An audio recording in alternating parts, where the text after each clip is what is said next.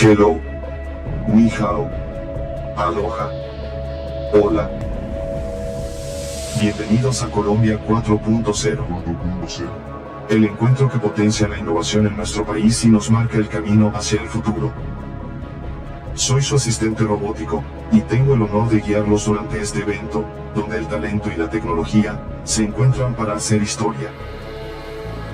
Disfruta de este espacio, y descubre cómo vibramos con creatividad. Es momento de explorar. Desde la inteligencia artificial, hasta los videojuegos, la robótica, y mucho más. Juntos trazaremos la ruta de los ecosistemas digitales hacia el propósito de transformación, para potenciar la vida. Recuérdalo, en Colombia 4.0, no hay límites para la imaginación. Es la hora de conectar, aprender y expandir los horizontes de las ideas. Que cada charla, experiencia y conexión nos inspire a ser motores de cambio para el país.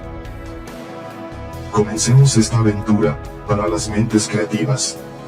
Bienvenidos al encuentro de los ecosistemas de innovación digital. Colombia 4.0. Somos Ministerio TIC.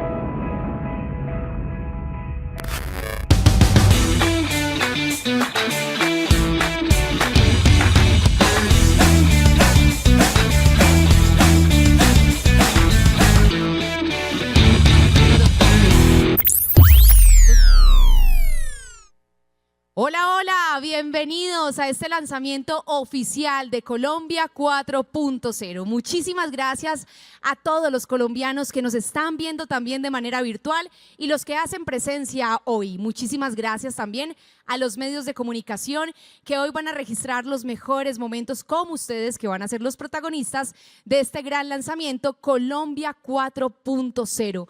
Recuerden seguirnos a través de esta transmisión en vivo y en directo, www.col40.co. Un saludo muy especial al ministro TIC, Mauricio Liscano, que ya nos acompaña. Gracias también a todos los conferencistas, panelistas que hoy pues tienen esa tarea de impregnarnos de tecnología hoy y mañana, 30 y 31 de octubre. Tenemos conferencias hoy de animación, videojuegos, inteligencia artificial y además en los otros pabellones ustedes también podrán disfrutar de mucha tecnología en estos 2 días, el evento más importante tecnológico de nuestro país. Y para dar inicio los quiero invitar a que nos pongamos de pie y entonemos juntos el himno nacional a la República de Colombia.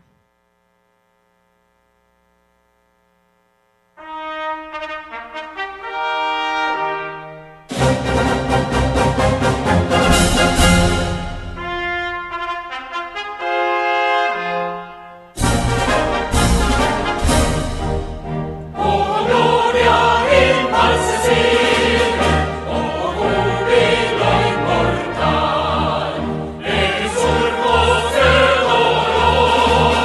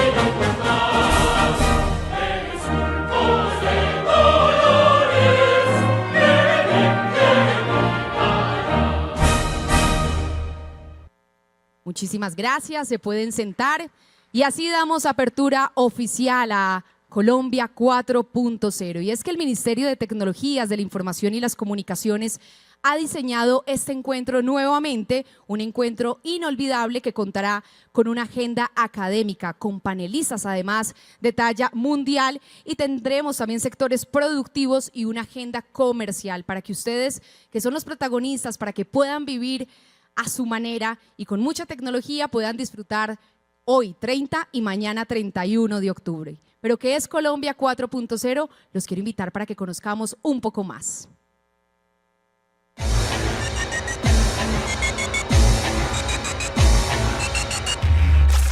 Nos encontramos en el umbral de una nueva era.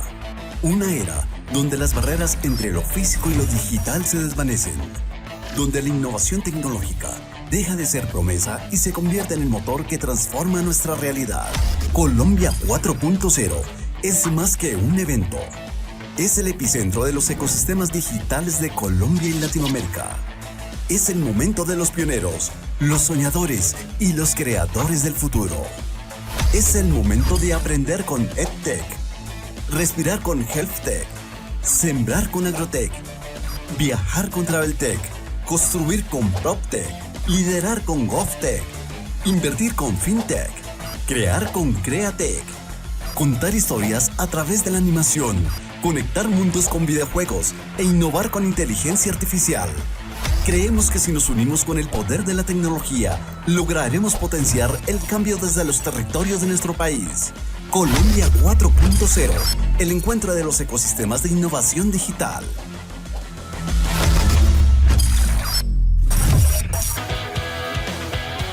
Ministerio TIC.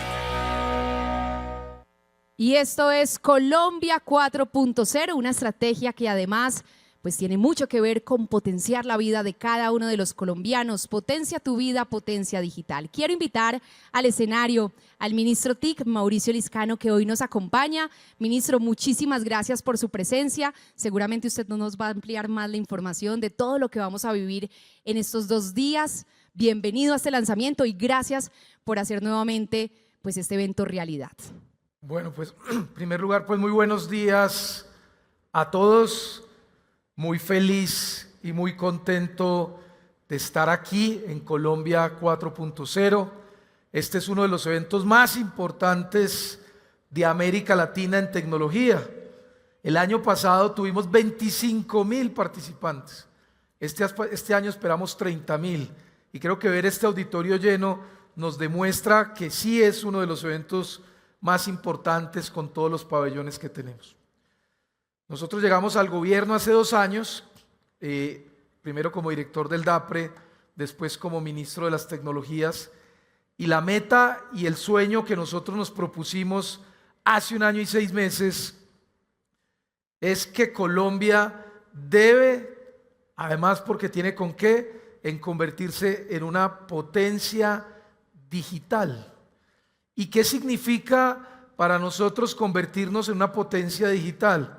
Significa que la tecnología tiene que ser el elemento transformador de nuestro desarrollo. Nosotros llevamos 200 años de desarrollo y crecemos, digamos, más o menos unas veces al 1, al 2, hemos llegado a crecer al 6 muy pocas veces, pero realmente no somos un país que ha dado grandes saltos en su desarrollo. De hecho, somos un país con una trampa de ingreso medio, yo lo he dicho varias veces, $7.000 de ingreso per cápita, sin entender que todo el mundo se gana 7.000 al año. Unos se ganan mucho más y otros se ganan mucho menos porque son los países más inequitativos del mundo. Pero es un país que necesita encontrar una vocación para dar esos saltos que reduzcan la pobreza, que cierren las brechas entre regiones, que nos ayude realmente a volvernos un país productor, no solo consumidor, en este caso de tecnología, y nosotros decidimos que el camino era la tecnología. Y por eso yo me he dedicado todo este año, el ministerio, el equipo, a recorrer el país, las regiones, para que por medio de la tecnología, como un medio, no como un fin, podamos buscar esa senda del desarrollo. ¿Y cómo lo hemos hecho? ¿Cuáles son los pilares sobre los cuales nos hemos concentrado para lograr ese objetivo? Un mejor país con más prosperidad, con más oportunidades. Son 3 con 2 elementos transversales. El primero es conectividad. Si nosotros queremos ser un país digital, si queremos ser un país que transforme su sector productivo, un país que obtenga mejores resultados, pues tenemos que ser un país conectado. Cuando yo llegué al ministerio, sí, por acceso a celular tenemos el 92% por IMT, pero al acceso a Internet, que es lo que nos interesa, la conectividad, acceso a Internet, ojalá de banda ancha, estaba en el 60%. Hoy yo le puedo decir al país que durante todos los esfuerzos que hemos hecho, 2 billones de pesos que hemos invertido este año, conectando especialmente las regiones que como el Pacífico estaban por debajo del 6% de acceso a Internet, mientras que en Bogotá usted puede estar por encima del 80%, en el Pacífico está por debajo del 6%, y en los sures del Caribe está por debajo del 12%, y en la Orinoquía está por debajo del 12%. Entonces nos dedicamos y estamos conectando esas regiones. Hoy, según la OECD, no lo digo yo, la OECD, que es el club, digamos, de buenas administraciones, Colombia ha crecido 12.5% en acceso a Internet durante el último año. Proyecto que estamos haciendo con ISA, el proyecto de conectividad para cambiar vidas en el Pacífico, proyectos además nuevos, haciendo cosas diferentes, revolucionarias, como comunidades de conectividad. Hoy tenemos 750 comunidades a las cuales el gobierno les está dando los equipos y se están convirtiendo en ISPs, en prestadores de servicio de Internet. Y eso, que es algo novedoso, nos está ayudando a conectar zonas alejadas. Tenemos proyectos como los que estamos haciendo en los municipios PEDET, donde estamos conectando 1.162 sitios en 178 municipios PEDET de todo Colombia, y además estamos trabajando en lo que tiene que ver con antenas. Hemos puesto en 5G 1.200 antenas, 1.150, y en 4G 601, 2.000 antenas. Hace 25 años o más de 20 años, y 25 años ya, llegó más o menos el celular, 22, 23 años, y se habían puesto 14.000 antenas. Nosotros hemos puesto 2.000 solo en el último año, es decir, ese año donde más antenas de celular hemos puesto. Y trajimos tal vez el habilitador digital más importante de la conectividad en Colombia, y con la innovación, que es 5G. Eso lo logramos en este gobierno, eso lo logramos con una subasta totalmente transparente, una subasta totalmente bien hecha, que nos trajo nuevos operadores, nuevas inversiones, que le trajeron recursos al FONTIC, y que hoy 5G es una realidad. Tenemos más de 1.200 antenas. Por supuesto, el despliegue de 5G toma 3 años, así quedó en la subasta, y en todos los países del mundo pues el 5G se demora, porque es un elemento más que de cobertura, es un habilitador de innovación. Entonces también trajimos 5G a Colombia desde el año pasado. El segundo elemento es, y que tiene que ver mucho con este evento, donde cerramos digamos un poco la estrategia de este año, aunque el año va hasta diciembre, es ecosistemas de innovación. Si tenemos conectividad, si la podemos llevar al 80, al 85%, como la soñamos, el segundo tema es cómo innovamos. ¿Cómo hacemos para que Colombia se vuelva un país, que es mi sueño, el sueño de este gobierno, y yo creo que debe ser el sueño de todos los que estamos aquí, y es que Colombia se vuelva un país productor? Necesitamos que Colombia se vuelva un país productor en tecnología, no consumidor. A nosotros nos enseñaron a ser, pues digo yo, mi generación y seguramente la de sus padres, a ser consumidores de tecnología. ¿Qué nos enseñaban en el colegio? Pues a manejar una Office, Word, Excel, PowerPoint. Eso no es ser un país que vaya a producir tecnología. Eso es que en cada casa haya un Office y todos consumamos una tecnología de un país. Yo no estoy hablando mal de Microsoft, que creo que puede ser hasta patrocinador de este evento, y trabajo con ellos, pero lo que sí, el mensaje que yo quiero decir es, el sueño nuestro es cómo nosotros nos convertimos en productores de tecnología y no en consumidores de tecnología. Y desde el año pasado dijimos, bueno, lo primero es entender que la innovación no es una innovación nacional, no es tener una estrategia nacional de innovación. La innovación es una estrategia regional. Colombia es un país de regiones donde hay diferentes apuestas productivas y donde hay diferentes condiciones. No es lo mismo innovar aquí en Bogotá con las condiciones que tiene Corferias o todo lo que tenemos, o en Medellín, que innovar en el Chocó, o innovar en el Pacífico, o innovar en el Amazonas. Por eso hicimos este mapa. Identificamos unas arenas sobre las cuales mucho de este congreso va a girar, que son Turismotec en Colombia, que son Saludtec, que son Edutec, Agrotec y Comerciotec y Fintech. Arenas en las cuales nosotros vimos que en Colombia hay diferentes oportunidades. Y miramos cuál es el nivel de madurez. Ahí lo pueden ver, qué regiones tienen más madurez frente a la tecnología, otras no, que al final del día para nosotros es que lo que esa región ya tiene una apuesta productiva, hacerle transformación digital. Eso es el apellido Tech. Pues si aquí hay agro, no es que allá no sé, en Boyacá o digamos en el Huila, pues vamos a poner un centro de procesamiento de microchips. No, lo que vamos a hacer es que si allá se dedican al agro, ¿cómo hacemos esa transformación digital para que ese agro sea tech y para que podamos, pues con inteligencia artificial y con otros elementos hacerlo? Logramos esto. Pusimos unos detonantes. El primero es pues asistencia técnica, el segundo es sofisticación de ya emprendedores que hay, integración regional, acudir al ecosistema, porque el otro gran mensaje, y lo estoy dando desde acá, es no somos el gobierno, o sea, el país no lo va a sacar el gobierno solo adelante, y menos el sector de la tecnología. Es un ecosistema, por esto se llama encuentros de ecosistemas. ¿Qué es un ecosistema? Pues los empresarios, los emprendedores, las universidades, el gobierno, el capital de riesgo, el Estado emprendedor, y eso al final del día es lo que estamos haciendo con este evento.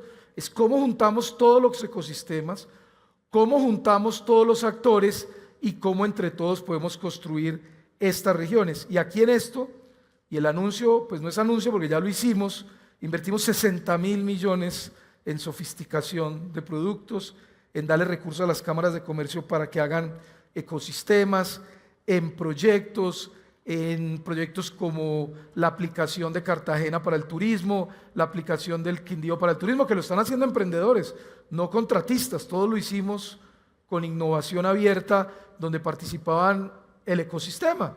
Y lo que estamos haciendo en Saludtic, que es espectacular con la Clínica Chayo, con el dispositivo que estamos poniendo en más de 100 hospitales, se pone acá un dispositivo y podemos medir más hasta 20 temas hemodinámicos. Es decir, todo esto que está aquí lo estamos haciendo realidad. Tenemos acuerdos con Impulsa, acuerdos con ProColombia para internacionalización del sector, etcétera. Entonces, ecosistemas de innovación, que uno de los elementos importantes es Colombia 4.0, es nuestra segunda estrategia. Bueno, acá estos son los ecosistemas que vamos a tener durante estos 2 días, 3 días. Inteligencia artificial, que ya voy a hablar de eso, HealthTech, EduTech, TravelTech, PropTech, tecnologías emergentes, GovTech, FinTech, CreaTech, videojuegos, animación y Agrotech. Pero el otro elemento tercero que para nosotros es muy importante es el tema de educación, porque al final del día en este sector, y yo cada día estoy más convencido de eso, lo más importante no es los cables, los computadores, todo esto que estamos hablando, sino que al final del día lo más importante es el talento, son las ideas. El sector de la tecnología no tiene tantas barreras de entrada. Yo digo, un computador, un acceso a internet y una buena idea transforman el mundo. Al final del día, lo más importante de todo esto, pareciera, digamos, un poco contradictor, es el ser humano. Es el talento de las personas, el que desarrolla estos ecosistemas. Y por eso nosotros hemos hecho o estamos haciendo el proyecto más revolucionario de formación de América Latina. 1 millón de personas estamos formando hoy en Colombia en temas de educación digital. Históricamente, como otros gobiernos lo veían, y no estoy hablando de ninguno en específico o antes de que llegáramos, era invertir en los doctores o en las maestrías. Invertían miles de millones en sacar 200 maestrías o 500 al año, y eso pues realmente no ayudaba mucho porque muchos de ellos o no volvían, o si volvían no se quedaban en el sector, y no lográbamos construir una base nacional de gente que tuviera habilidades digitales. Nosotros cambiamos la estrategia de ir arriba a la pirámide y más bien de construir una base, porque estamos convencidos que de la cantidad sale la calidad. Y estamos formando 1 millón de colombianos. Proyectos como el que estamos haciendo en Talentotec, 113,000 colombianos en modelo de bootcamps en estos temas de inteligencia artificial o ciencia de los datos o programación en Python o blockchain o ciberseguridad. Programas de alta calidad, 4 meses inmersivos, si llega un año y 2 meses, porque todos sabemos que el sector necesita calidad. Programas como Cenatic, donde estamos haciendo en 10º y 11. En 10º y 11 estamos llegando a 70,000 personas, este año 35,000, para que hagan en 2 años, se conviertan en técnicos o tecnólogos en muchos de estos temas. Con el SENA, cuando llegamos solo el 68% de la formación del SENA no digital. Un país donde el SENA, que es la mayor instituto de formación, toda su formación casi menos del 32% era digital, el resto era no digital. Hoy estamos cambiando el currículo con recursos del Ministerio de las TIC, les transferimos 200,000 millones para que formen a los estudiantes públicos en tecnología. Y un tercer elemento que es fundamental, que es uno de los que yo más quiero, que es cómo hacemos para que nos convirtamos en un país productor de tecnología. Hicimos una alianza con el gobierno británico, hoy está pasando, con el British Council de Operador, donde estamos formando 800,000 niños, 14,000 profesores en código y en pensamiento computacional. Ya no aprender PowerPoint, no aprender Excel, o aprender lo que nos enseñaban, mecanografía, o aprender a manejar el computador, que pensábamos que era aprender a escribir algo en Word, sino cómo formamos a nuestros niños desde pequeños en pensamiento computacional, que entre otras cosas no se necesita ni siquiera acceso a Internet. Muchas veces no necesitamos ni computadores, son juegos de cubos, son juegos de otro tipo de cosas, y ahí eso lo estamos haciendo desde Colombia para formar una generación. Ahí vienen 800,000 niños con pensamiento de código. Sí, tenemos 7 millones de estudiantes, hay que llegar a más, el otro año lo vamos a hacer, pero ya tenemos 800,000 niños que van a crecer y van a creer con un mindset diferente de cómo es producir tecnología.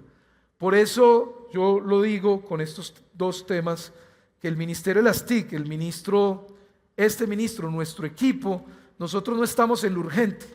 Este país está lleno de cosas de lo urgente, pensando en el día a día, en el problema, en lo que uno se levanta y hay miles de noticias negativas. Nosotros de verdad estamos construyendo lo importante. Nosotros estamos construyendo el país, no solo el presente, sino el país del futuro, que es la tecnología.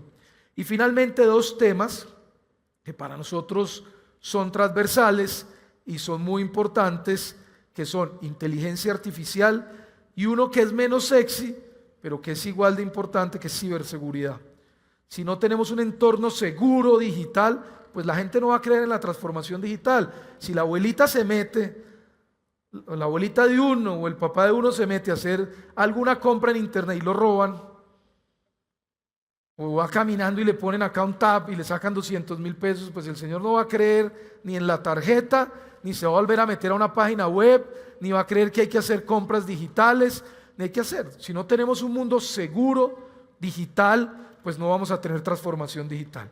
Por eso nosotros estamos haciendo un esfuerzo con el Hub de Ciberseguridad, con la formación, con el SOC que estamos creando en el ministerio, que tenemos a final de año, con muchas otras herramientas tecnológicas que estamos haciendo desde el ministerio. Y nuestra gran apuesta, lo sabe, acá está José Carlos, que me hizo la primera entrevista en El Tiempo cuando yo llegué a ser ministro, y yo les digo que vean esa entrevista. Le digo a José Carlos que vuelva y la busque. Pues José Carlos, que está acá, que también es un tecnófilo, el titular, no sé si se acuerda, José Carlos, es: yo voy a ser el ministro de la inteligencia artificial. Eso cuando hace 2 años yo lo dije, la gente decía, pues este man se enloqueció, como que el ministro de la inteligencia artificial, la gente decía, esto nos va a quitar el empleo, nos va o sea, digamos, la gente no entendía cómo podía ser el ministro de la inteligencia artificial. Y hemos apostado todo esto que ustedes están viendo acá. La formación está basada toda fundamentalmente para Machine Learning, para Python, para inteligencia artificial. Todo lo de ecosistemas de innovación lo basamos en apuestas que tuvieran modelos o componentes de inteligencia artificial. La apuesta del país en inteligencia artificial hoy es reconocida. Yo no lo digo por vanidad, pero hace que estuvimos hace 3 semanas o 1 mes o 2 meses, ya no recuerdo los tiempos, que estuvimos en Nueva York durante la cumbre del futuro y el Global Compact de las Naciones Unidas. Colombia fue reconocido y vocero de inteligencia artificial. Yo no voy a decir que nosotros estamos en los niveles de los 5 países que producen inteligencia artificial, como Estados Unidos, como Europa, como UK, como Japón, pero de los países en desarrollo, que somos nosotros, los países emergentes, somos uno de los países hoy reconocidos que mejor está haciendo una apuesta para convertirse en América Latina, por lo menos en principio, en líderes de inteligencia artificial. Fuimos invitados por el secretario de Estado Blinken, donde estuvo Sam Altman, el de OpenAI, donde estuvo el presidente de Microsoft, el presidente de Google, el presidente de Amazon, donde destinaron $100 billones para países emergentes en temas de inteligencia artificial. ¿Y quién representó a América Latina? Colombia. Estuvo Singapur, Colombia y Estados Unidos en el panel. Cuando invitaron al panel de inteligencia artificial en la revista Economist, ¿quién representó a América Latina? Colombia. Para que ustedes se sientan orgullosos realmente de lo que estamos haciendo. Y en la mayoría de los eventos que estuvimos en el Global Compact, ¿quién está viendo que está haciendo la mejor apuesta en América Latina? Es Colombia. ¿Y por qué? Porque tenemos 4 estrategias, 4 habilitadores, que son: la primera es investigación, estamos trabajando con el Ministerio de Ciencias; la segunda es desarrollo, 70.000 millones que estamos invirtiendo en diferentes ecosistemas; creamos con Google modelos fundamentales en la nube, ya los vamos a lanzar para resolver problemas. Estamos trabajando con Google para que las empresas, los empresarios, como es tan costoso hacer modelos fundamentales, una mediana empresa, una pequeña empresa, inclusive una gran empresa no logra crear un Large Language Model. De hecho no tenemos muchos en América Latina, creo que no tenemos ninguno en América Latina. Es muy costoso, o crear un modelo fundamental de inteligencia artificial. Nosotros estamos creando unas bases con Google para que estén en la nube, cualquier empresa los pueda bajar y pueda, digamos, sobre eso pues poner unos layers y poder, digamos, construir sus soluciones. Eso lo estamos haciendo con Google, como también con Google hicimos un proyecto hermoso de conectividad que lo lanzamos el 15 de noviembre para medir en conectividad real con inteligencia artificial todas las antenas del país. Pero bueno, eso son otras cosas. Desarrollo, que estamos invirtiendo más en desarrollo, está la I, pero nosotros sabemos que a lo que tenemos que invertirle desde este ministerio es la D. El tercer elemento es el marco ético sobre el cual tenemos que hacer la inteligencia artificial. No queremos regularla tanto, pero sí por lo menos tener unos principios básicos sobre los cuales se mueva la inteligencia artificial y unos riesgos. Pero no me voy a enfocar en eso, pero sí tenemos que tener un marco ético de aplicación de la inteligencia artificial. Y un cuarto, que es educación, que es lo que ustedes ya están viendo, que les estamos contando, 1 millón de colombianos formados. Y 4 habilitadores para convertirnos en líderes de potencia artificial. El primero, datos. Sin datos no hay inteligencia artificial. Nosotros ya vamos para el tercer debate del proyecto de ley de datos, que va a obligar a todas las entidades del Estado a producir datos, a clasificarlos, a que sean interoperables. Y eso a ustedes, al ecosistema, les va, eso es una mina. porque si usted tiene datos organizados, interoperables, sobre ellos construye aplicaciones, sobre ellos construye soluciones, y nuestra política de datos es una política de datos muy robusta. No en vano, subimos 3 puntos en el Global Index de Innovación de América Latina, somos el séptimo país de la OECD en transformación digital, y mucho precisamente por lo que estamos haciendo en datos. El tercero es infraestructura.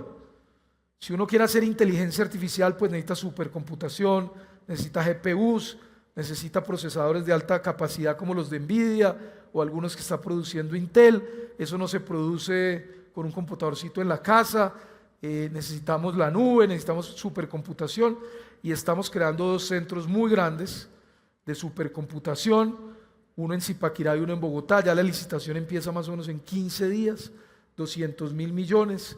La Universidad de los Andes nos lleva asesorando durante 1 año y medio para saber qué es los equipos, los computadores, los data centers que vamos a tener, y tenemos muy avanzado, es algo que inició el presidente Gustavo Petro con el fondo G42 de Emiratos Árabes para construir un gran data center y también un gran productor de inteligencia artificial en alianza con Microsoft. Si ve que yo no tengo nada contra Microsoft, en alianza con Microsoft y con G42, donde nosotros vamos, esta es una inversión millonaria de más de $100 millones o de $1.000 millones, perdón, que va a hacer y está pensando hacer los Emiratos Árabes aquí en Colombia, y que estamos trabajando desde el gobierno.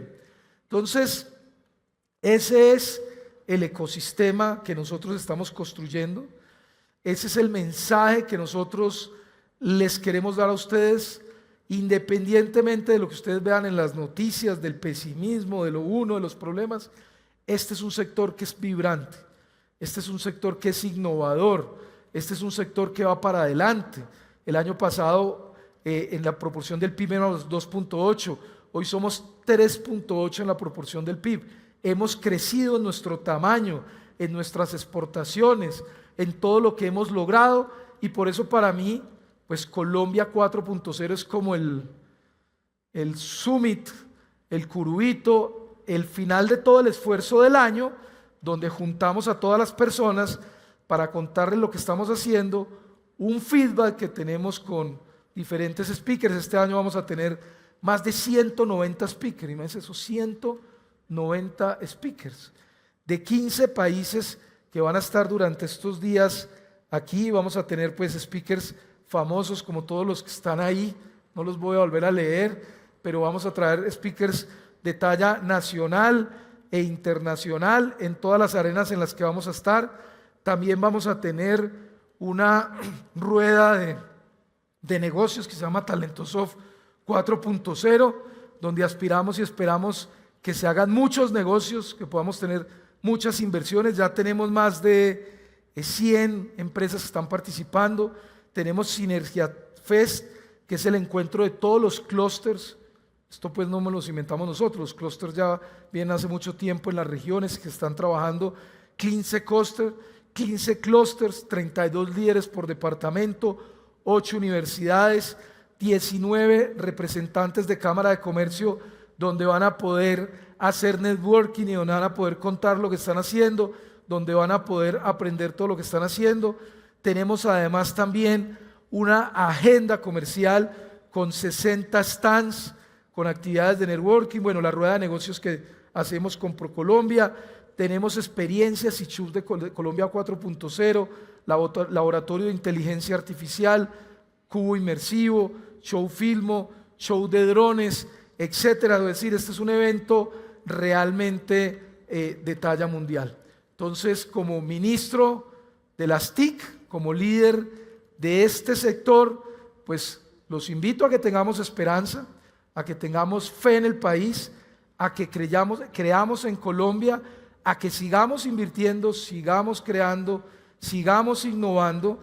Este país nos necesita, de verdad, nos necesita a todos ustedes, todas sus mentes, todos sus corazones puestos en el progreso. Necesitamos que la gente que quiere aprender, que sabe o que está en el sector de la tecnología, nos apliquemos a sacar este país adelante. Entonces vamos para adelante, con fe, con esperanza, y como ministro entonces doy por instalado Colombia 4.0 este año. Muchas gracias por asistir. Muchísimas gracias, ministro Mauricio Liscano. Y así damos inicio a Colombia 4.0. Muchas gracias a todas las personas que nos siguen acompañando y que se siguen sumando a través de las redes oficiales del Ministerio TIC y por supuesto la página web www.colcolombia.co. Recordarles a los medios de comunicación y periodistas que la rueda de prensa será aquí abajo en el primer piso. Y ahora entonces vamos a iniciar. Es un placer para mí introducir a un colombiano que es considerado como una de las autoridades mundiales en temas de inteligencia artificial. Quiero que por favor se suba al escenario y también, por supuesto, lo recibamos con un fuerte aplauso a nuestro primer conferencista. Les cuento también que a las 11 de la mañana quedarán habilitadas entonces, obviamente, los paneles y las demás agendas en los otros auditorios. Listo, a partir de las 11 de la mañana vamos entonces a recibir a Alex Jaimes, que se encuentra con nosotros. Alex, hola, bienvenido. Gracias por estar con nosotros en Colombia 4.0. Bueno, el escenario es tuyo. Gracias por acompañarnos. Gracias. Buenos días, Colombia. No escuché. Buenos días, Colombia. Bueno, este es el evento más importante. Muchas gracias al ministro y a los organizadores por la invitación.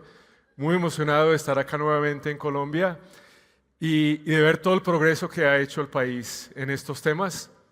¿Por qué es tan importante?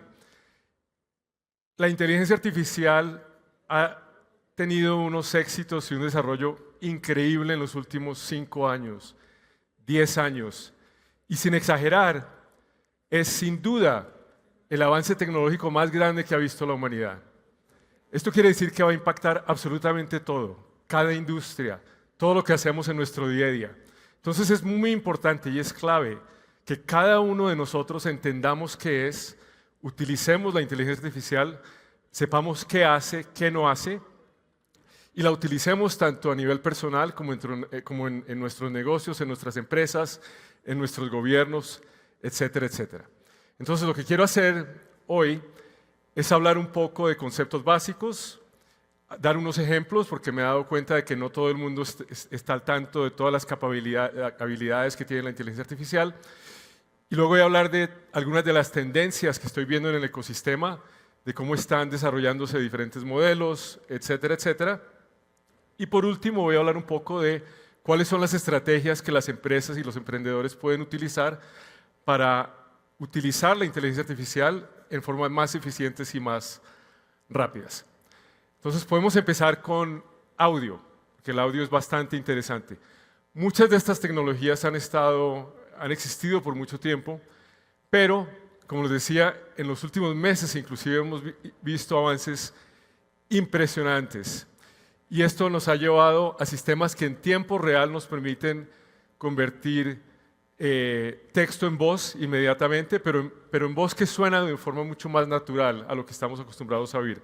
Voz a voz, donde yo hablo y el sistema produce una voz diferente, doblaje automático, y esto nos va a llevar a traducciones automáticas. Es decir, en el futuro vamos a poder hablar con personas que no hablan nuestro idioma en tiempo real. Estos sistemas ya existen y son accesibles a cualquier persona.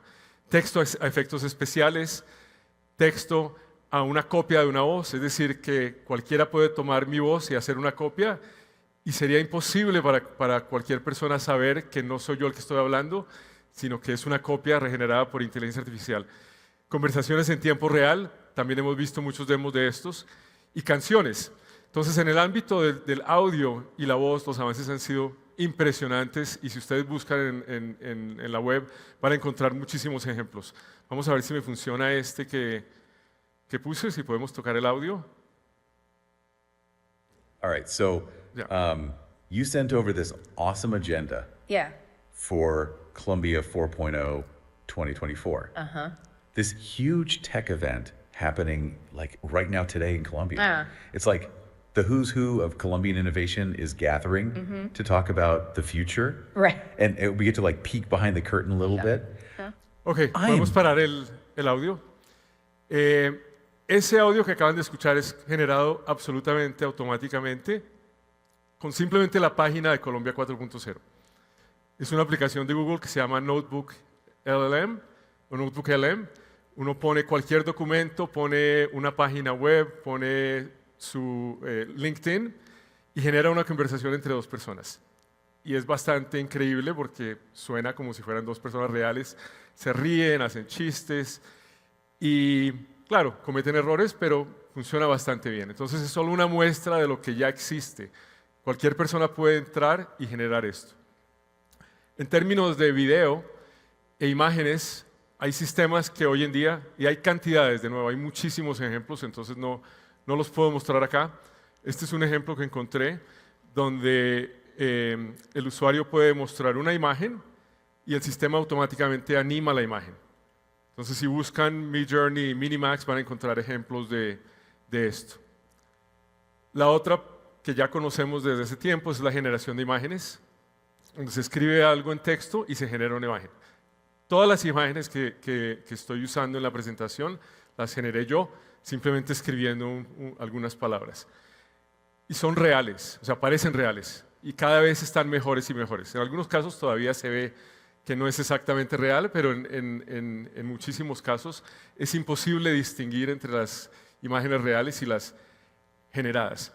En términos de texto, creo que es en el área donde casi todos tenemos más experiencia. Hay sistemas como ChatGPT y muchísimos más que pueden generar poemas. Entonces en este le pedí a ChatGPT que hiciera un haiku sobre Colombia 4.0 y esto fue lo que escribió. No está nada mal. Ideas brillantes, tecnología avanza, futuro en código.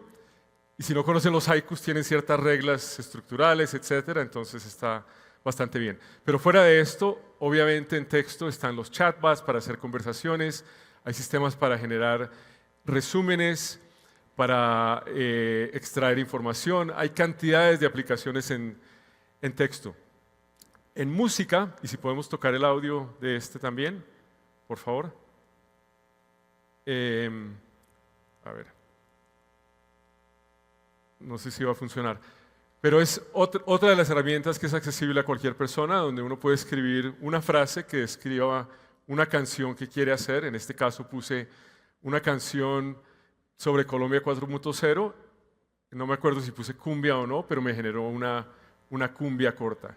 Y para la mayoría de la gente, si escuchan la canción, no se van a dar cuenta de que es generada completamente automáticamente.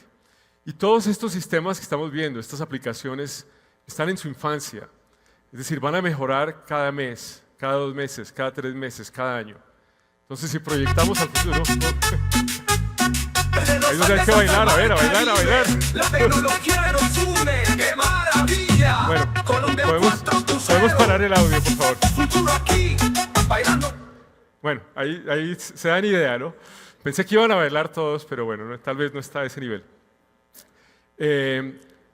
Todo esto va a seguir mejorando y ya se pueden imaginar hacer estaciones de radio que son completamente automáticamente generadas. No solamente el DJ, Spotify tiene un DJ automático, no sé si es accesible en Colombia, pero suena como un DJ normal y las canciones también pueden ser generadas automáticamente. Y también hay avances en áreas mucho más específicas que son menos de consumo masivo. Una de ellas, un experimento, por ejemplo, lo que hicieron fue conectar un modelo de inteligencia artificial a resonancias magnéticas y lo que ven arriba son las imágenes que las personas vieron y lo que ven abajo es lo que el modelo produjo tratando de duplicar lo que la persona estaba imaginando. Es decir, le mostraron a la persona el oso y después le preguntaron que se imaginara un oso y el sistema generó la imagen que está en la parte de abajo. Entonces podemos coger estas señales del cerebro, generar imágenes, generar sonidos. Ya hay algunos sistemas que están funcionando a nivel preliminar, como implantaciones, que pueden generar voz. Entonces una persona se puede conectar, leer directamente las señales del cerebro y el modelo de inteligencia artificial genera la voz de lo que la persona quiere decir, si la persona por algún motivo no puede hablar, ¿no? Entonces, avances muy interesantes en la parte médica y me imagino que todos se enteraron que este año hubo 2 premios Nobel en el área de computación. Y eso para mí es una señal pequeña, pequeña porque un premio es importante, pero lo más importante es el impacto que va a tener a nivel de gran escala. Es una señal del impacto que va a tener la inteligencia artificial en todas las industrias. Ahora, la inteligencia artificial tiene una historia muy larga, y aunque para muchos es algo nuevo que empezó hace 2 años, en realidad las ideas vienen desde la antigua Grecia y antes de eso, y luego desde 1900 de los años 50 realmente empezó todo, y ha habido varias etapas de inteligencia artificial. La que estamos viviendo ahora es sin duda la más amplia, la más importante, la más rápida en términos de avances. No nos está dando tiempo de aprender a usar las herramientas cuando aparecen otras herramientas nuevas. Por ejemplo, la inteligencia artificial en el año 350 BC, en la antigua Grecia, no era que hubiera un modelo de inteligencia artificial, pero los conceptos de algoritmia, de medición, de cómo usar la tecnología para medir el tiempo con una torre de agua, eran conceptos que también filosóficamente eran importantes. Entonces, las bases de lo que estamos viendo hoy en día vienen de mucho, mucho más atrás. La inteligencia artificial de hoy realmente está llena de matemáticas. Entonces, para ustedes aquí que son estudiantes, que están viendo cálculo y álgebra lineal y no saben por qué dicen que no sirve para nada, sí sirve. Y sirve para mucho. Entonces, vale la pena estudiarlo. Pero en realidad es más como esto. Y me estoy refiriendo al Matrix, no tanto como el tema de la película, sino porque la base de los modelos importantes de inteligencia artificial de hoy en día están todos construidos a partir de matrices, que es lo que ven en la parte de abajo al lado derecho. Es álgebra lineal. Entonces son matrices tienen muchos números que se multiplican con otras matrices, con otros números, y esa es la base de la inteligencia artificial. Son matrices. Aquí vemos una ilustración de un poco más de la historia. Realmente empezó en los años 50, hubo algunos avances en los 56, 58, luego en el 72.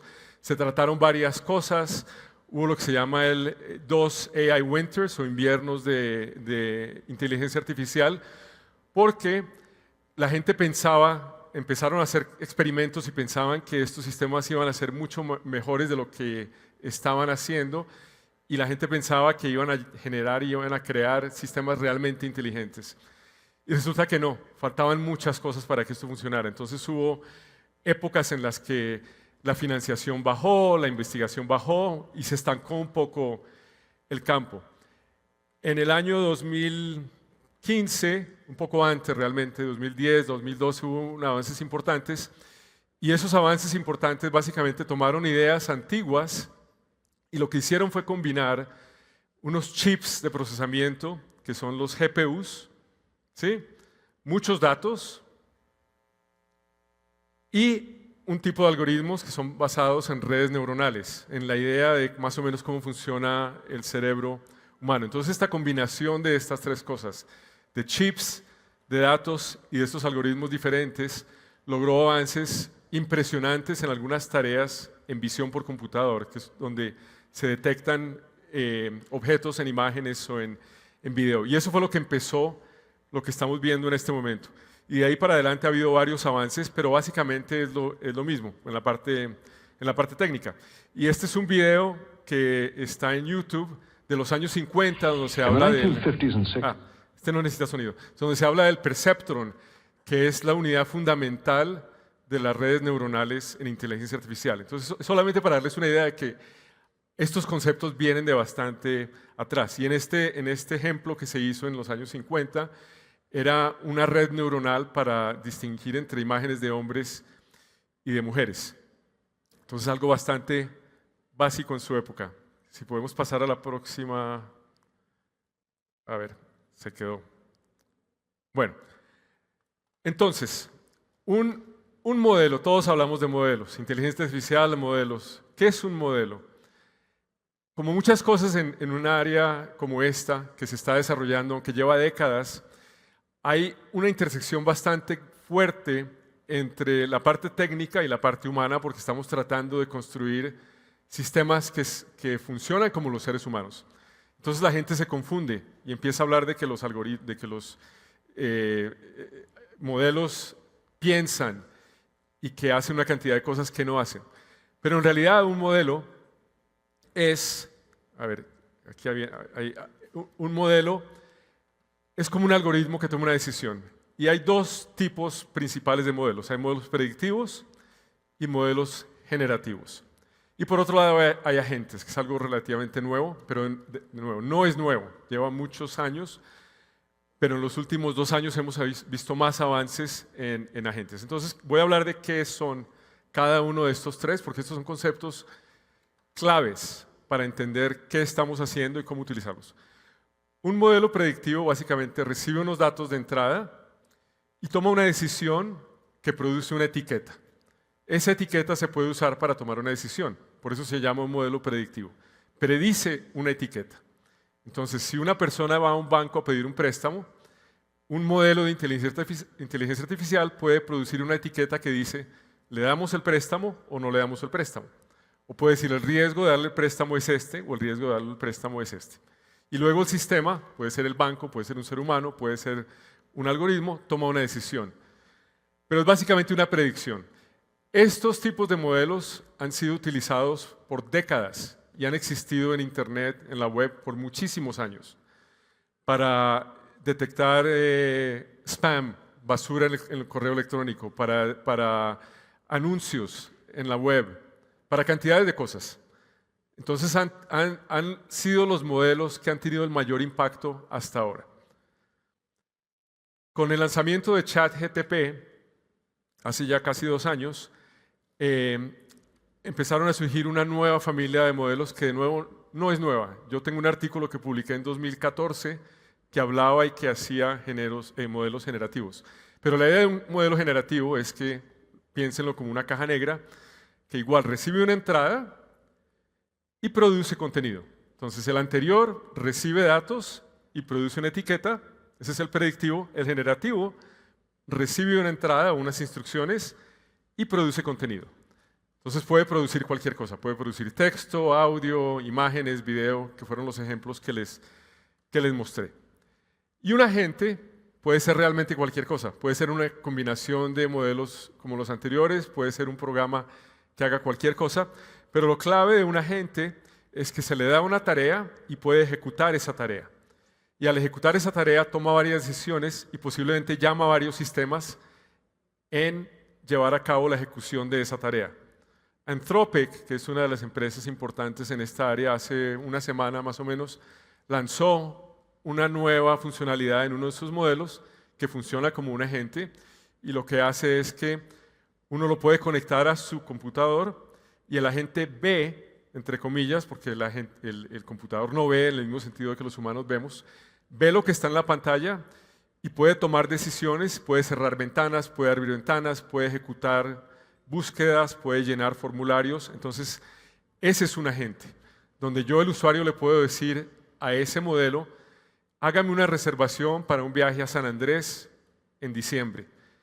Y el agente entra al computador, abre las ventanas que es, mira la disponibilidad, mira los pasajes, los compra. Ahora, si yo no le digo que compre los pasajes más baratos, de pronto compra los más caros. Entonces ya empiezan a ver las limitaciones, ¿no?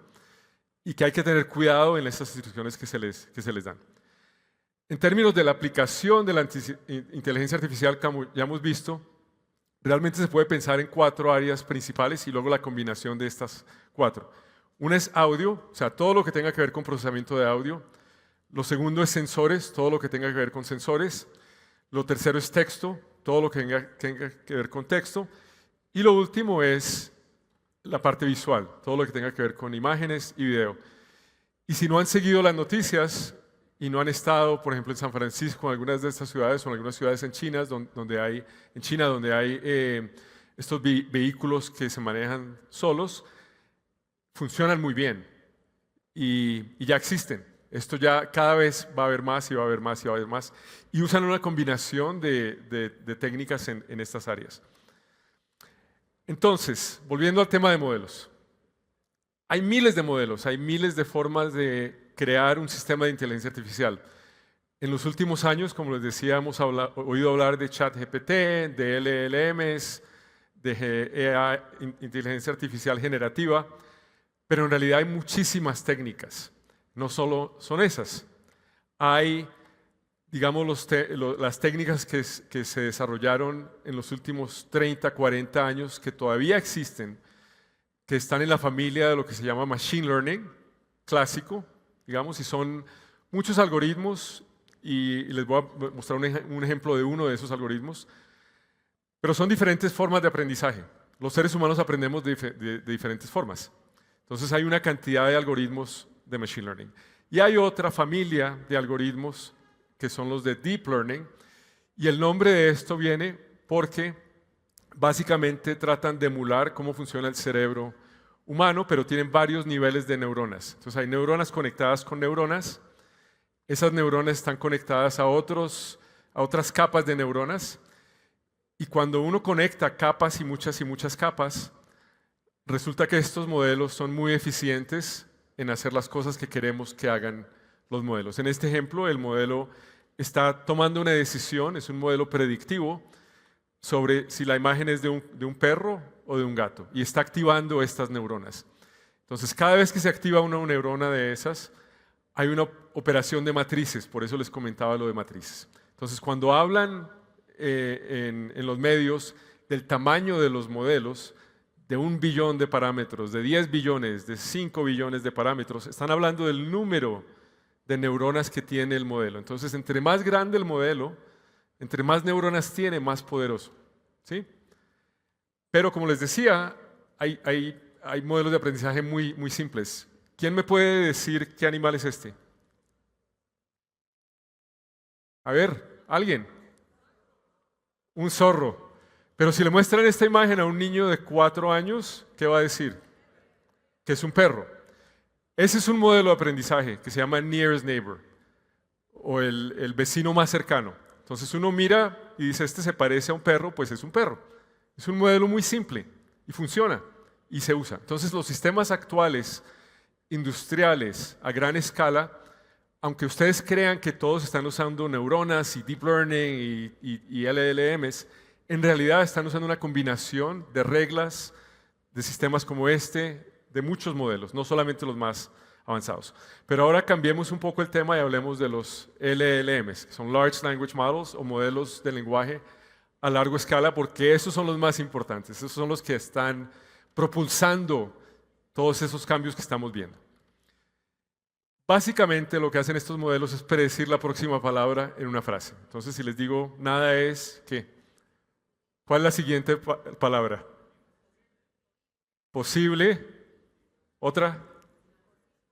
Posible, imposible. ¿Cierto?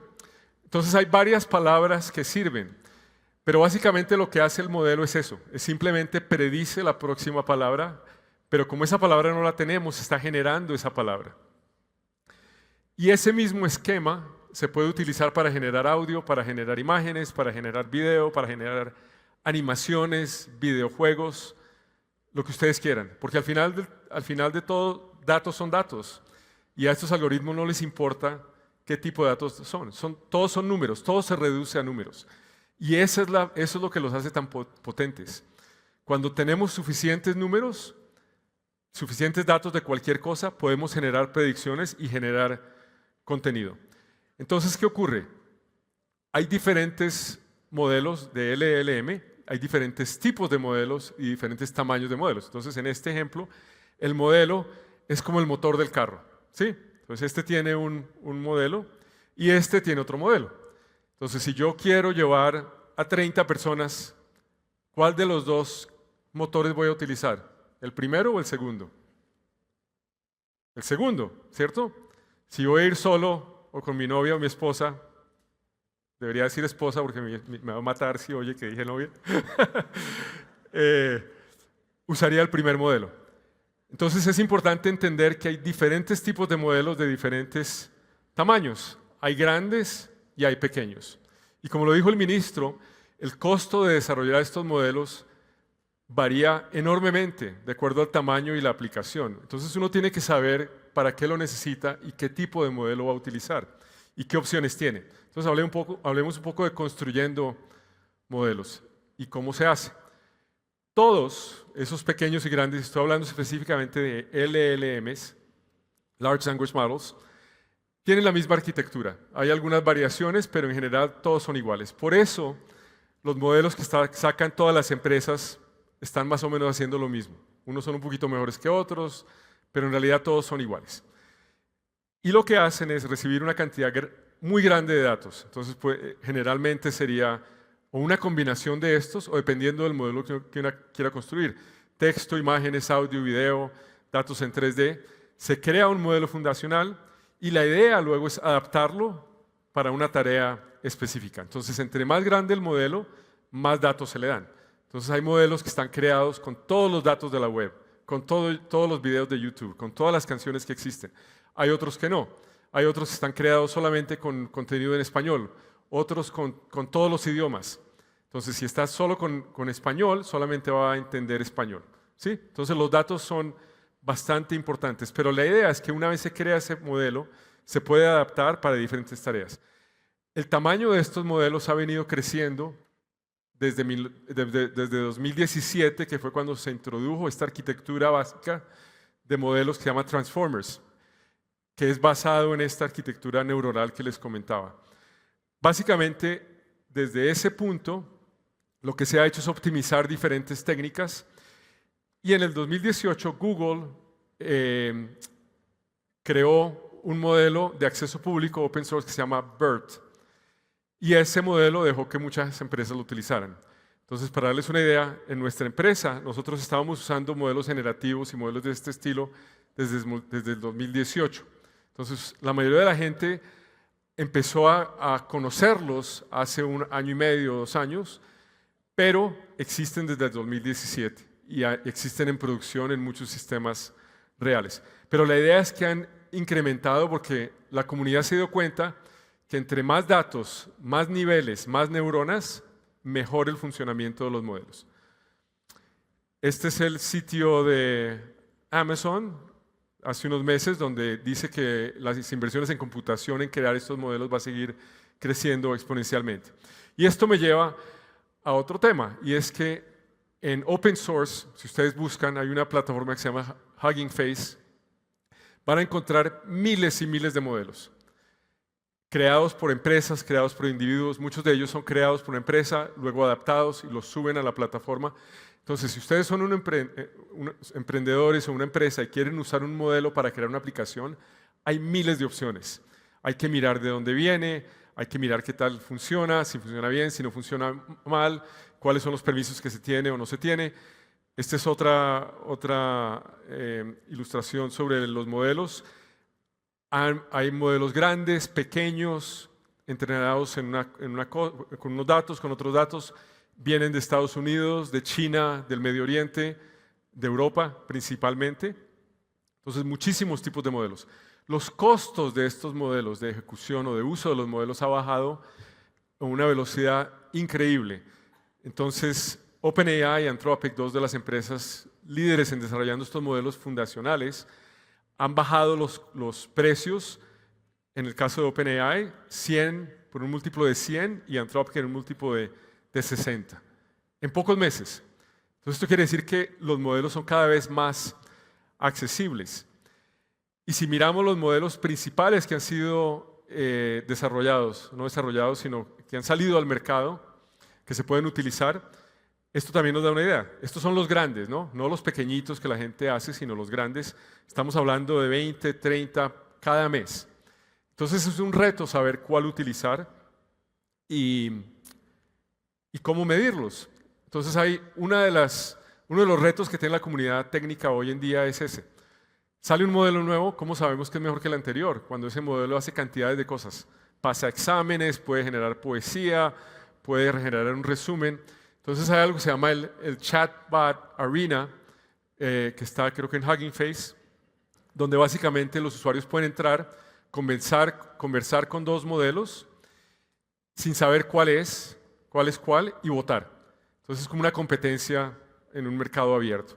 Lo interesante de esto es que si miramos quién va ganando la competencia y si miramos desde meses atrás hasta ahora, vemos lo que les decía antes, que un modelo va ganando, luego el otro, luego el otro, luego el otro. Es como ver una carrera olímpica, ¿no? Entonces no hay un ganador claro, siempre están subiendo, bajando. Y por otro lado, lo que la comunidad ha descubierto es que, por una parte, están los modelos grandes, como los que dan las empresas como OpenAI, donde uno paga por cada llamada. Y por otro lado están los modelos open source, como los de Meta, los modelos de Llama, que uno puede bajar y puede utilizar en cualquier aplicación comercial, tiene algunas limitaciones. Pero se ha descubierto que si uno coge esos modelos y los adapta, así sean más pequeños, funcionan mucho mejor que los modelos más grandes. Entonces, eso es súper clave. También está relacionado con lo que decía el ministro.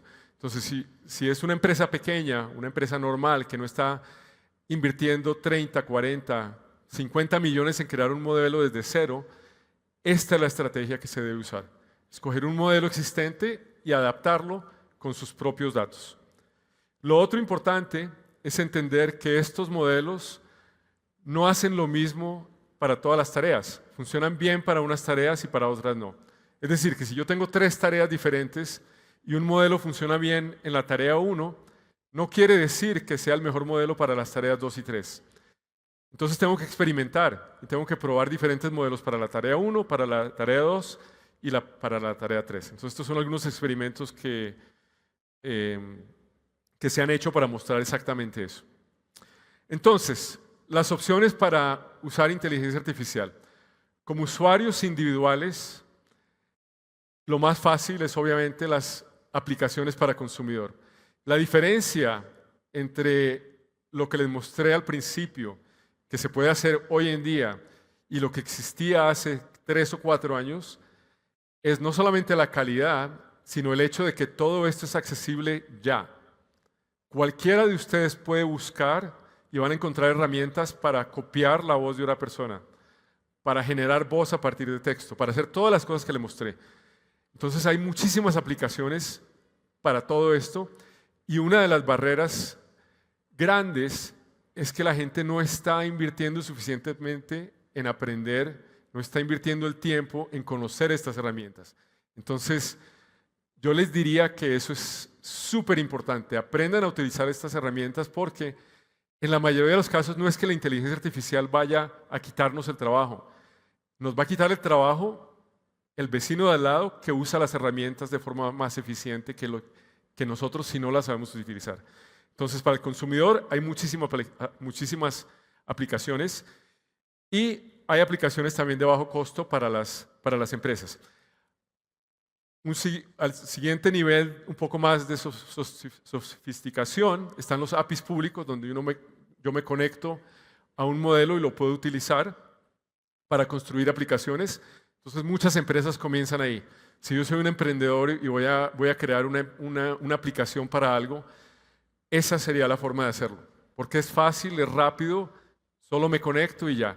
El problema es que a pesar de que los costos han seguido bajando, los costos son muchísimo más altos que si yo mismo lo desarrollo. Entonces ese es el siguiente paso. Cojo un modelo open source y yo mismo lo uso, pero para eso necesito más conocimientos, necesito saber más de inteligencia artificial que para hacer los otros dos.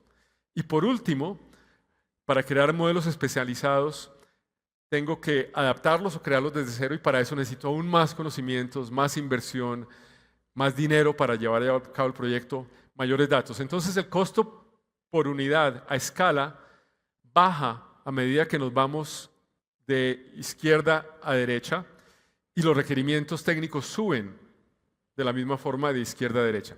Entonces, de acuerdo al caso de uso en el que ustedes estén pensando, si son un individuo, les gusta hackear, les gusta desarrollar programas, cualquiera de estos puede ser, excepto tal vez la última de modelos especializados. Si son una empresa, depende de en qué estado está la empresa de digitalización, etcétera, etcétera. Entonces es importante entender dónde están para ver dónde invierten. Pero en general se necesitan 3 cosas, que también está alineado con lo que dijo el ministro. Datos propietarios. Para que estos modelos funcionen bien en su aplicación particular necesitan datos. Porque al fin y al cabo, la aplicación o el modelo va a funcionar para una tarea específica dentro del entorno de la empresa, dentro de un proceso. Entonces, lo que decía él, no es llegar y ya creí que tengo una cosa nueva aquí, es cómo integrarla en un proceso. Y eso es súper importante. ¿Cómo va a ser la interfaz? ¿Cómo se va a hacer el paso de datos de un lado a otro, etcétera, etcétera? Entonces, los datos es importante, los procesos, en particular los procesos para probar y hacer las pruebas de cuál de los modelos funciona mejor para diferentes tareas, es bastante clave. Y la infraestructura computacional, pues si no tengo los computadores para correr los modelos, para probarlos, para entrenarlos, no puedo hacer nada. En la mayoría de los casos hoy en día eso se puede traducir simplemente a yo me conecto a uno de los cloud providers grandes, Google GCP o AWS, y simplemente pago por el número de máquinas que necesito. Y en casos como gobiernos o instituciones grandes o empresas grandes pueden crear sus propios centros de datos. Pero esos son los tres elementos importantes. Entonces, ¿qué se necesita como para resumir esa parte? Datos, ingeniería, definir bien los problemas, definir métricas y expectativas y los procesos. Entonces, algo importante en la inteligencia artificial es entender que requiere mucho más experimentación que un proyecto normal tecnológico de lo que estamos acostumbrados. En los proyectos de tecnología normal se saca un presupuesto, se decide qué va a hacer y se hace y se termina. Con los de inteligencia artificial, como las funcionalidades varían tanto, muchas veces hay que experimentar y no se sabe qué modelo va a funcionar, cuánto va a costar, entonces hay que invertir en el proceso de experimentación, de pruebas, de colección, de tener datos, etcétera, etcétera, y todo dentro de un marco responsable y ético. Entonces, ¿qué veo yo en términos de tendencias? Y es importante porque esto nos ayuda a hacer las cosas antes de que ocurran y hacer las inversiones correctas. Entonces, por una parte, vamos a seguir viendo modelos gigantes, pero esto los van a crear solamente las empresas grandes y en algunos casos gobiernos, que dicen vamos a crear un modelo GPT-4, X.AI está creando un modelo, etcétera, etcétera. Entonces, estos van a seguir existiendo porque hay muchísima inversión y para estas empresas les funciona porque es un modelo grande que sirve para muchísimos casos de uso y luego lo usan para proveer servicios en muchos casos, como es OpenAI, ¿no? Lo mismo con los chatbots genéricos. Open source, igual, vamos a seguir viendo muchísimos modelos en open source, algunos específicos para diferentes tareas y algunos chatbots específicos para algunas tareas. Y modelos genéricos open source. Entonces, eso va a continuar, sin duda. Algunos líderes en la industria, las grandes empresas en finanzas, en salud, en educación, seguro van a crear modelos específicos para su industria, que tal vez los van a hacer accesibles a otras empresas, tal vez no, eso no lo sabemos todavía, pero esa es otra cosa que vamos a ver, modelos específicos para diferentes industrias, lo mismo con chatbots. Empresas como Apple están invirtiendo bastante en crear modelos pequeños que caben en los móviles. Y no solamente eso, sino que hay varias empresas creando chips y hardware para que estos modelos corran en forma eficiente. Entonces esto quiere decir que vamos a ver más y más y más modelos personales que van a correr directamente en nuestro móvil, en nuestro computador, y vamos a utilizar más sensores para utilizar estos modelos. Y lo mismo con chatbots. Entonces todo esto a lo que se refiere al edge hardware, que los modelos corren en estos aparatos pequeños y no en el cloud. Y por último, la evolución del ecosistema va a seguir en aplicaciones. Hay miles de aplicaciones, es un poco como cuando se creó la web, que había cantidades de aplicaciones y había gente que no creía, decía es una pérdida de tiempo, no va a servir para nada. Y miren cómo estamos en términos de la web. El impacto con la inteligencia artificial va a ser muchísimo mayor y también va a haber más y más aplicaciones para diferentes cosas y asistentes para diferentes tareas, lo que me lleva a herramientas de ingeniería para tareas y agentes para conectar todos estos modelos unos a otros. Entonces, ¿cuál es el futuro? El futuro no lo podemos cambiar, esto no va a parar.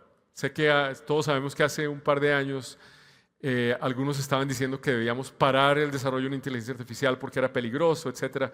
Yo no veo los riesgos existenciales, yo veo oportunidades. Hay riesgos y es importante que los reglamentos ayuden al consumidor, protejan las industrias, pero veo más oportunidades que riesgos y el futuro realmente depende de nosotros. Y como les digo, esto no va a parar, la inversión es demasiado grande, nunca se ha visto una inversión tan grande ni avances tan rápidos a la velocidad que vemos. Esto es imparable. Entonces la única forma de aprovechar esto es que utilicemos estas herramientas, que pensemos en aplicaciones, como decía el ministro, que pensemos en crear, no solamente consumir, porque ahora es muy fácil crear aplicaciones. Todo está ahí, en open source, en sistemas comerciales y en aplicaciones que ya existen para hacer todas las tareas. Entonces, la próxima vez, cuando termine la conferencia, después de estos 2 días, y sé que va a haber muchas sesiones muy interesantes en animación y en otras áreas, investiguen, busquen qué herramientas hay y cómo las pueden incorporar en sus trabajos personales. Bueno, con esto termino. Muchísimas gracias.